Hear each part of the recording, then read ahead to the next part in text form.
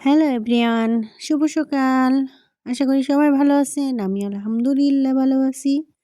আজকে আপনাদের সামনে আবার একটি নতুন ভিডিও নিয়ে আসলাম।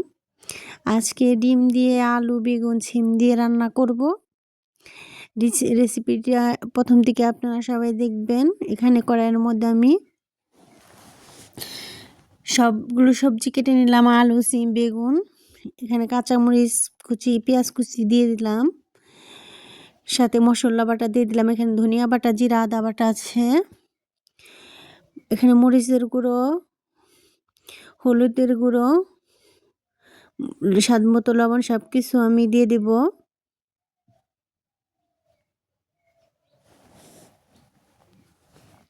আর যারা আমার যেখান থেকে আমার ভিডিওটা দেখতেছেন আপনাদেরকে অসংখ্য ধন্যবাদ।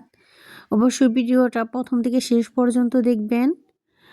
আর ভিডিওটা ভালো লাগলে সাবস্ক্রাইব করে যাবেন, সাবস্ক্রাইব করে পাশে থাকবেন। আজকে আমি ডিম, আলু, সিম দিয়ে আর বেগুন দিয়ে একটি ডিমের ঝোল রান্না করব।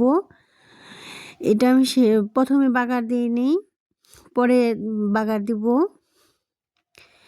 দেখেন এই যে সুন্দর করে আমি কষিয়ে নিয়ে ঝোল দিয়ে দিছি, ওটা স্কিপ করছি। এটা নিরামিষ যেমনি রান্না করো ওই রকম করে রান্না করব। এখানে ডিমগুলো আমি একটু হলুদ দিয়ে লাল লাল করে ভেজে নেব।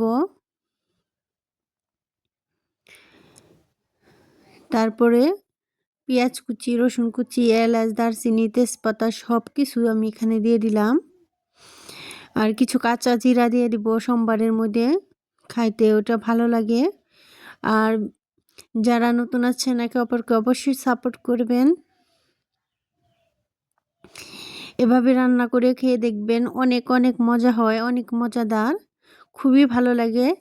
মাছ মাংস খেতে খেতে যখন মুখের স্বাদ চলে যায়, মুখটা কেমন যেন হয়ে যায়, এভাবে রান্না করে খেয়ে দেখবেন, দেখবেন অনেক মজা লাগে।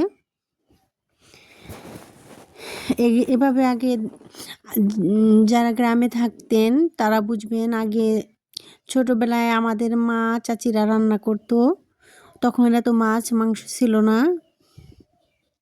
এই 10 বছর যে বাংলাদেশ মানে অন্যরকম একটা হয়ে গেছে, মাছ মাংস ছাড়া এক উক্ত ভাত খায় না। কিন্তু আগে কিন্তু এই সবজিটা রান্না করে খেত শীতের দিনে।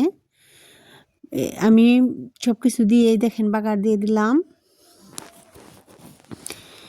তরকারিটা কিন্তু অনেক অনেক মজা হয়েছে, না খেলে বুঝবেন না। যারা মাছ মাংস খেয়ে মুখের স্বাদ একবারে চলে গেছে, এভাবে রান্না করে খেয়ে দেখবেন, অনেক মজা হয়। আমি কিন্তু খেয়েছি, এখনও আমার জিভে জল আসতেছে মানে এই রান্নাটার জন্য। সব সময় মাছ মাংস দিয়ে ভাত খেতে ভালো লাগে না, মাঝে মধ্যে এভাবে রান্না করে খেলে কিন্তু অনেক ভালো লাগে। আর যারা আমার ভিডিওটা দেখছেন তাদেরকে অসংখ্য ধন্যবাদ। আল্লাহ হাফেজ।